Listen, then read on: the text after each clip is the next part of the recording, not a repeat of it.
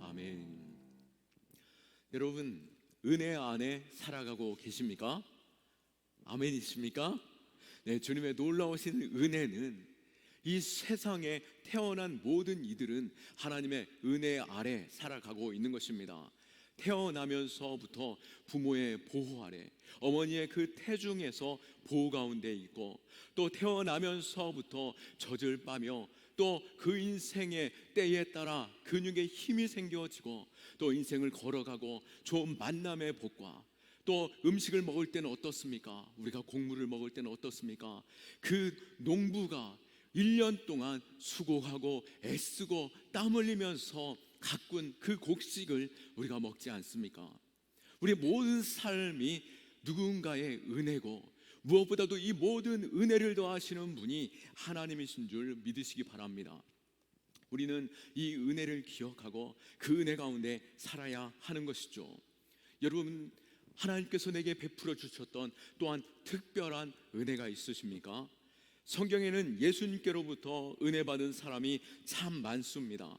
문둥병자였다가 고침받은 사람이 있는가 하면, 또 간음하다 현장에서 붙잡힌 여인이었음에도 불구하고 그가 돌 맞아 죽어야 함에도 예수님께서 그를 용서하시고 많은 일로부터 보호하여 주셨던 사건이 있었죠. 또 장례를 치르러 가던 그 행렬 가운데 젊은 청년이 죽음 가운데 살아난 그 은혜 또한 있었습니다. 그런데 우리가 성경에 보면 우리가 궁금한 것 또한 있습니다. 은혜 받는 사람들이 있었는데요, 그 은혜를 받은 사람, 매우 특별한 은혜를 받은 사람들이 이후에 어떻게 살았느냐라고 하는 것에 대하여 우리는 한 번쯤 생각해 보게 되는 것이죠. 나 또한 그러한 특별한 은혜를 받았는데 내가 어떻게 살아가야 할까라고 하는 것에 있어서 성경에서 그것을 뭐라고 말씀하고 있는지 우리는 쉽게 찾아보기 어렵다라고 하는 것입니다. 그들은 어떻게 살았을까요? 이러한 점에 궁금한 사람들이 많았었던 것 같습니다. 오스카 와일드라고 하는 이가 소설을 썼는데요, 예수님이 길을 가시다가 알코올 중독자를 만났습니다. 어디서 많이 본 것 같습니다. 예수님께서 묻죠. 자네 어디선가 본 것 같은데 나를 아는가? 라고 물었습니다. 그때 그 사람이 저는 본래 절름발이었고 예수님께서 일어나 걸으라 라고 말씀하심으로 내가 걷고 뛰었습니다. 그리고 기쁨으로 내가 모든 일에 있어서 다 할 수 있는 자처럼 세상으로 달려나아갔죠.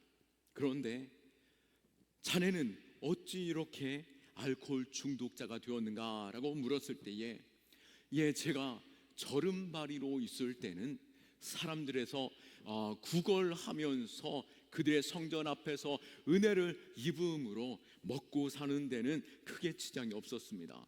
그런데 문제는 제가 건강해진 후에 제가 할 만한 일이 없었습니다. 태어날 때부터 제가 태생이 약한 존재였기 때문에 마땅히 힘을 쓸 수도 없었고 무슨 일을 해도 쉽게 지치며 더 이상 사람들이 저를 찾아주지 않았기에 저는 낙심하여 술을 먹기 시작하였고 이렇게 알코올 중독자가 되었습니다. 예수님께서 안타까워하시면서 뒤돌아 길을 걸어가시다가 또 한 사람을 만났습니다. 바로 몸 파는 창녀였습니다. 그 여인은 이전에 돌 맞아 죽을 뻔한 그 여인이 이제 창녀가 되어서 그 일을 행하고 있었던 것이죠. 예수님께서 말씀하십니다. 너는 가늠하다 현장에 잡혀 돌 맞아 죽을 것을 내가 구원해 주었고 이제는 네가 이 길로 돌아서지 말라라고 말하였는데도 불구하고 네가 이 자리에 있는 것이 무엇이냐라고 물을 때에 여인이 답합니다. 네, 맞습니다. 예수님, 제가 구원함을 받고 새 사람이 되었습니다.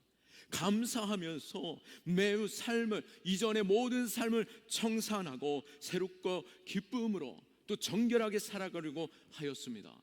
그런데 문제는 사람들의 시선이 저를 향하여 여전히 따가운 눈초리였고 누구도 저를 거들떠보지 않았고 누구의 사랑도 저는 받아볼 수 없었습니다. 그래서 외로워 살 수 없었기에 옛날 그 자리로 돌아가고 만 것이었습니다. 주님께서는 또 안타까워하시며 길을 가시다가 혈기를 부리며 싸움 중에 있던 한 사람을 만났습니다. 그를 보니 이전에 눈 멀었던 그 형제였던 것이죠. 눈을 고쳐주었을 때에 어쩌다가 자네는 폭력배가 되었는가? 라고 물었습니다. 예수님, 맞습니다. 저는 이전에 눈 멀었고 시각장애인자였지만 주님께서 눈을 치유해 주신 후에 온 세상이 너무나도 아름답고 또 너무나도 기쁨 넘치기에 삶이 너무나도 행복했습니다. 그러나 그것은 2, 3일에 불과했습니다. 제 눈을 감았을 때는 알지 못했는데 눈을 뜨고 보니 세상 가운데 안 입고 온 사람이 왜 이리 많은지요. 더럽고 치사하고 모순투성이고 부조리하며 부정부패 사치와 타락한 사람들 뿐이었습니다. 그래서 제가 분노하며 주먹을 쓰기 시작했습니다. 결국 이 조직폭력배가 되었죠. 이것은 비록 소설이지만 우리가 현실적으로 우리가 돌아볼 때 너무나도 현실과 같은 모습, 혹은 우리가 이전에 큰 은혜를 받았다가 이제는 다시 옛 생활로 돌아가 버리는 그 모습 가운데 있지 않나 자신을 돌아보며 씁쓸한 마음이 들지 않을 수 없습니다. 예수님께로부터 은혜를 받았고 예수님으로부터 구원함을 받은 것까지는 좋았는데 그 다음은 과연 내가 어떻게 살아가야 할 것인가에 대해서 우리는 진지하게 생각해 보아야 하고, 하나님께서 내게 베풀어 주신 그 은혜를 귀하고 값지게 여기는 가운데 잘 지키고 또 그것을 누리며 살고 그것을 증거하며 살아갈 수 있기를 축원합니다. 이 세상의 사람들은 두 가지의 죄인이 있다라고 합니다. 하나는 나는 죄인입니다. 나는 죄인입니다. 나를 불쌍히 여겨 주옵소서라고 고백하는 죄인이 있는가 하면, 또 하나의 죄인은 나는 죄인이 아니다라고 하며 나는 거룩하고 나는 바르게 살아가고 있다라고 말하며 내 잘못까지도 남의 탓으로 돌려버리는 그 교만한 죄인이 있다라고 말을 하고 있습니다. 어떤 이가 더 큰 은혜를 누리겠습니까? 로마서 5장 20절 말씀에 죄가 더한 곳에 은혜가 더욱 넘쳤나니 라고 말씀하신 것처럼 주님께서는 죄인 된 우리에게 여전히 찾아오시고 위로하여 주시고 새 힘도 하여 주시며 여전히 우리를 끊임없이, 우리가 영원한 구원은 이미 베풀어 주셨지만 우리의 삶에 끊임없는 생명과 구원을 더하시는 분이심을 믿으시기 바라고 그 앞에 겸손히 나아갈 수 있기를 축원합니다. 이제 우리는 이 받은 은혜를 과연 헛되지 않게 살아가는 방법, 그것이 무엇일까 우리는 항상 생각해야 하는 것이죠. 은혜란 받을 자격이 없는 자가 값없이 그 사랑을 받았다라고 하는 것이 바로 은혜입니다.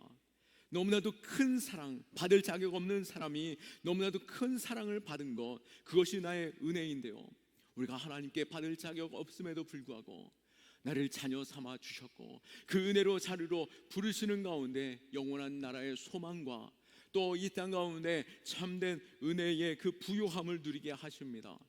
우리가 이 땅을 살아가는 사람들은 모두가 하나님의 은혜를 입은 사람이다라고 말하였습니다. 앞서도 말씀드렸듯이 내가 태어난 것도, 내가 어머니의 젖을 무는 것도, 또 내가 자라나는 것도, 내가 작은 음식 하나를 먹는 것도 하나님의 은혜가 아니면 결코 살 수 없는 것이죠. 그러나 더 중요한 것은 무엇이겠습니까? 이것이 은혜인 줄 아는 것이 더 중요한 것이죠. 내가 평안하고 많은 것을 가졌다라고 해서, 또 모든 일들이 잘 됐다라고 해서 그것이 은혜다라고 고백하는 이도 있겠지만, 내 인생이 어렵고 고난 중에 있고 또 답답한 중에 있는 건 그것은 내게 은혜가 아닐 수 있을까요? 그건 역시도 내게 하나님께서 주신 은혜인 줄 믿으시기 바랍니다. 그러기에 하나님께서 이 모든 상황 속에서 내게 허락하신 이 은혜, 그 은혜가 무엇인지 깊이 생각하고 또 그 은혜를 헛되이 사용하지 아니할 수 있기를 축원합니다. 오늘 1절 말씀에 우리가 하나님과 함께 일하는 자로서 너희를 권하노니 하나님의 은혜를 헛되이 받지 말라라고 말씀하고 있습니다. 하나님은 언제나 우리와 함께 하시고 또 하나님의 그 부르심에 순종하는 자는 더욱더 적극적으로 하나님의 도우심을 입는 자들 될 것입니다. 그러나 우리가 하나님의 은혜를 우리가 작게도 또 크게도 또 내가 고난 중에 처해 있다 할지라도 하나님의 놀라우신 그 지혜와 또 크신 계획 또 하나님의 뜻이 무엇인지 분별하지 못한다 할지라도 하나님의 약속과 하나님의 성품을 의지한다라고 한다면 우리에게 베푸신 모든 것들이 다 하나님의 은혜인 줄 믿으시기 바라고, 또 내게 주신 그 모든 시간과 그 기회들에 있어서 또 내게 베풀어 주신 그 사람들에게 있어서 하나님의 은혜에 감사함으로 모든 일에 주께 하듯 섬기고 사랑하고 힘을 다할 수 있기를 축원합니다. 은혜에 감사하며 사는 삶이 되어야 할 것이죠. 은혜를 오히려 배반하는 삶을 살 때 구원받은 자의 삶이라고 어찌 말할 수 있겠습니까? 우리는 이 세상 그 무엇과 비교할 수 없는 영원한 사랑과 생명과 그 은혜를 입었습니다. 내가 지금 현실 가운데 어떠한 상황 속에 놓여 있다 할지라도 하나님의 은혜를 기억할 때 우리는 믿음으로 이 모든 것들을 돌파할 수 있고 그 은혜로 말미암아 감사와 찬송을 부를 수 있는 것이죠. 우리는 은혜를 입은 자로 은혜가 은혜 되도록 살아가야 하는 것입니다. 값없이 주신 은혜를 기억하며 항상 감사와 찬송을 올려드리고 묵묵히 하나님의 때를 기다리며 또 그 일 가운데 하나님의 일하심을 기대하며 하나님을 찬송하는 것이죠. 은혜를 분명히 받았음에도 그 은혜를 은혜로 여기지 못하는 사람은 결국 모든 일에 있어서 원망하는 이요 불평하는 이요 결국 심판의 자리로 달려가는 자에 불과한 것입니다. 인생의 끝이 그 참담함으로 보여지는 것이죠. 그러나 그가 모든 일에 감사하고 기뻐하고 주님의 뜻이면 순종하며 믿음으로 나아갈 때 어찌 하나님께서 하나님을 사랑하고 그 뜻대로 행하려 애쓰는 일을 그냥 내버려 두시겠습니까? 선하심으로 인도하시고 또 복의 복으로 더하시는 하나님을 신뢰할 수 있기를 축원합니다. 그렇기에 내게 주신 그 은혜를 붙잡고 하나님 앞에 감사하고 예배하고 찬송하고 또 내게 아픔조차도 그 아픔이 내게 약이 되고 보약되도록 또 하나님의 더 큰 사랑을 절실하게 경험되어 줄 수 있는 시간 되도록 구하며 믿음으로 나아가야 할 것입니다. 오늘 우리에게 주신 그 은혜에 대해서 생각해 볼 때 나는 은혜 받은 자로서 합당한 삶을 살고 있는가? 우리는 이것을 스스로 진단해 보아야 하는 것이죠.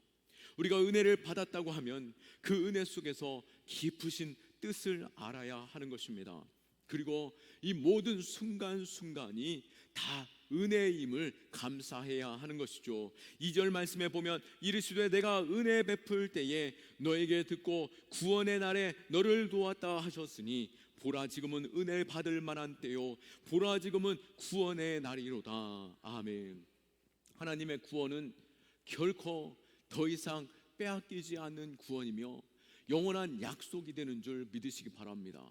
우리는 그 은혜 아래 살아가며 하나님의 거룩한 자녀 되었기에 우리는 이 일 가운데 더 이상 낙심할 필요 없고 세상의 모든 상황 속에서도 후회하거나 참담하여 주저앉을 이유가 없다라고 하는 것이죠. 그리고 하나님께서 내게 허락하신 모든 기회, 모든 때, 모든 상황, 모든 사람들 그것이 내게 은혜로 알고 오직 하나님께로 감사함으로 나아갈 수 있는 저와 여러분 될 수 있기를 축원합니다. 그렇다면 우리에게 은혜 주심에는 분명한 목적이 있음을 아시기 바랍니다. 왜 하나님께서 내게 은혜 주셨습니까? 하나님의 계획하심과 하나님의 뜻이 있기 때문인 것이죠. 내 삶을 돌아보면 모든 것이 은혜이고 은혜 받은 자는 은혜 받은 자답게 살아가야 하는 것입니다. 3절 말씀에 우리가 이 직분에 비방을 받지 않게 하려고 무엇에든지 아무에게도 거리끼지 않게 하고 라고 말씀합니다. 이 직분 무엇이겠습니까? 물론 교회 안에서도 장로요, 권사요, 안수 집사의 직분이 있고 또 집사의 직분이 있습니다. 무엇보다도 가장 귀한 직분이라고 한다면은 하나님께서 이 세상 가운데 구별해 주신 성도라는 그 이름, 그 직분이 아니겠습니까? 하나님께서 나를 자녀 삼아 주시고 거룩한 성도로 구별하여 주신 것에 우리는 항상 감사하고, 세상이 나를 바라볼 때 성도다운 모습, 세상이 나를 바라볼 때 하나님의 자녀다운 모습이 있을 때 비로소 은혜 받은 자의 삶이 되는 줄 믿으시기 바랍니다.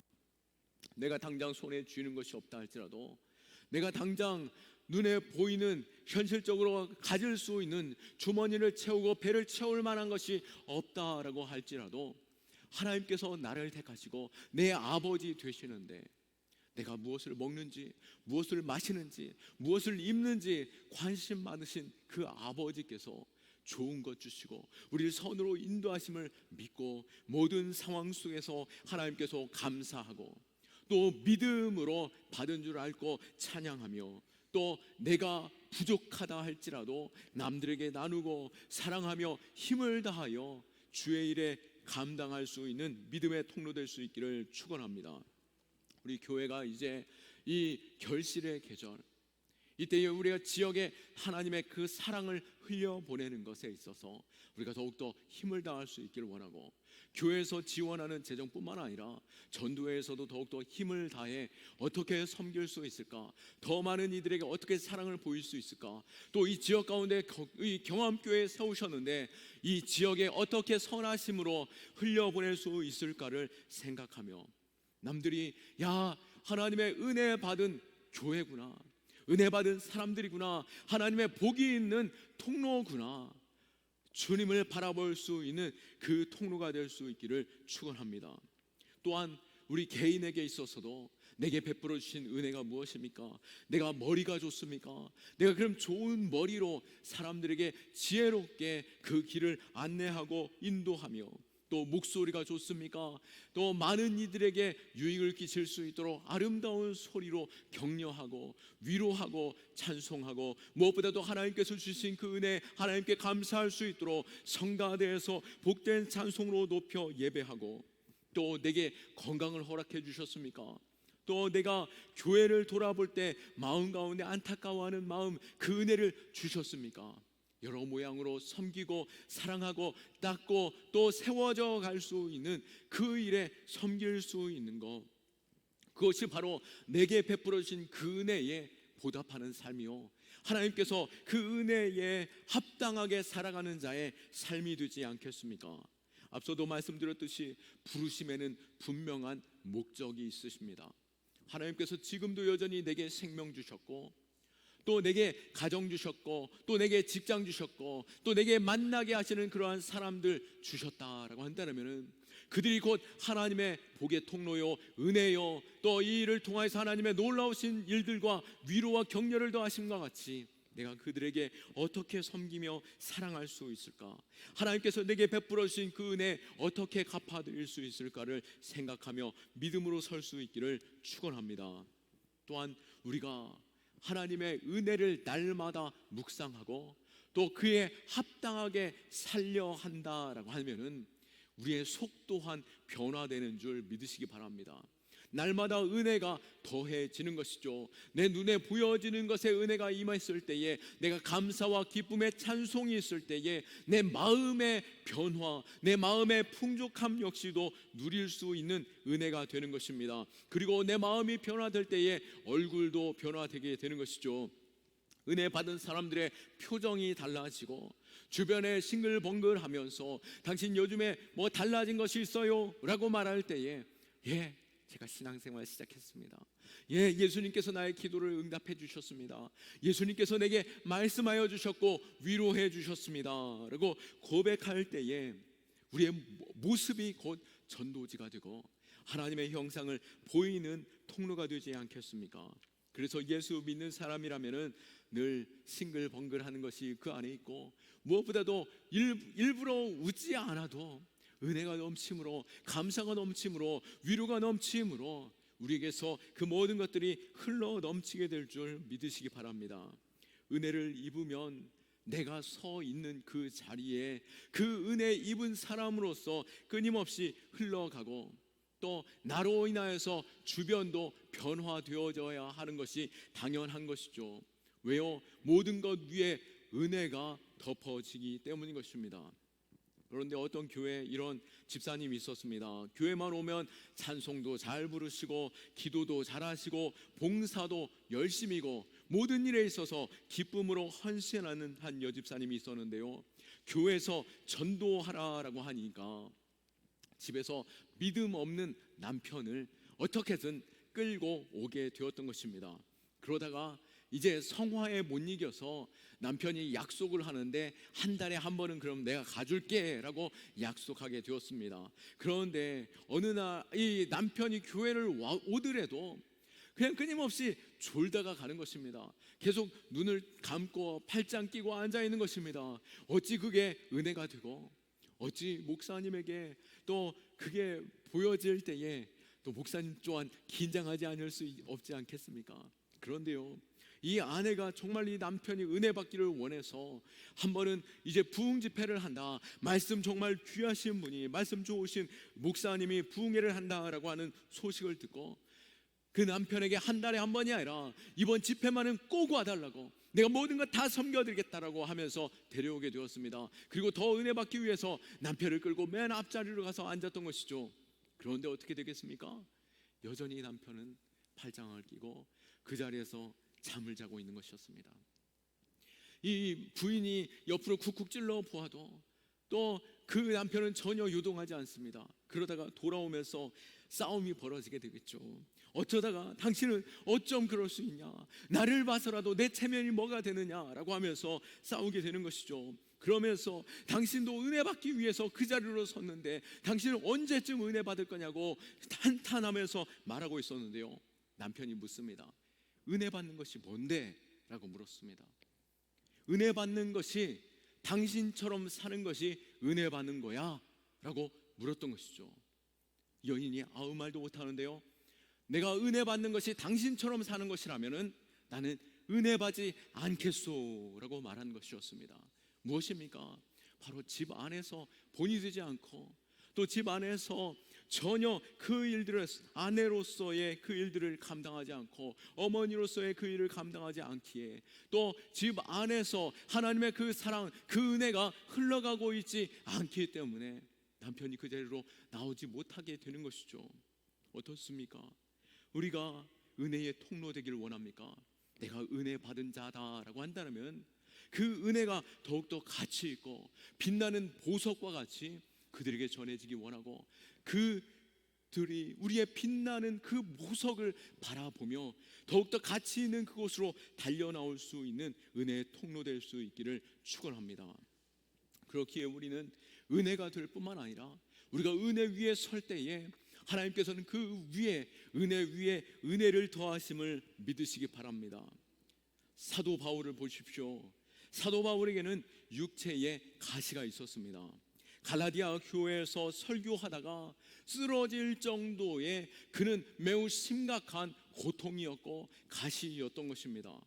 이를 없애주기를 위해서 하나님 앞에 간절히 하나님 앞에 엎드려 간절한 그 기도로 3번 이상을 하였다라고 하는 것이죠. 목숨 걸고 기도하는 그 기도로 주님 앞에 나아갔음에도 불구하고 하나님은 거절이셨습니다.